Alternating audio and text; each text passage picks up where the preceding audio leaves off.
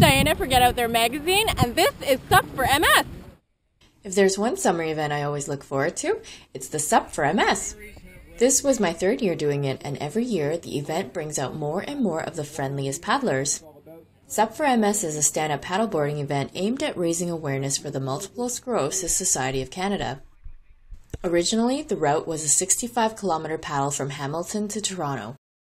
This year, over 100 paddlers signed up to paddle the 10-kilometer course starting from Cherry Beach, heading out to Center Island and back. Paddlers went out in groups of 10 or so that were led by experienced paddlers and set off on their SUP adventure at a pretty leisurely pace.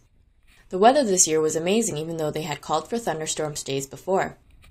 I was glad it wasn't too windy because sometimes it can get pretty choppy out on the lake.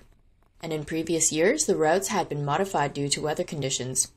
This year's route is probably my favorite. It included some pretty scenic spots like this.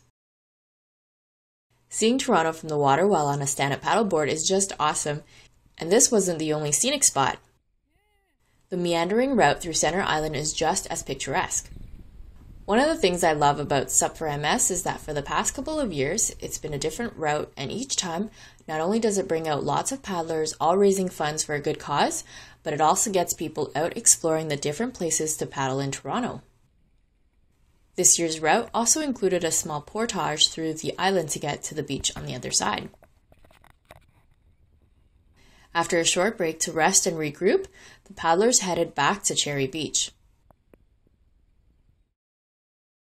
The route took about 2 hours to complete at an easygoing pace, and paddlers received a SUP4MS t-shirt and lunch once back at Cherry Beach. The SUP4MS is one of the biggest social SUP events of the summer, and the best part of it is that paddlers of all levels paddle together for a good cause.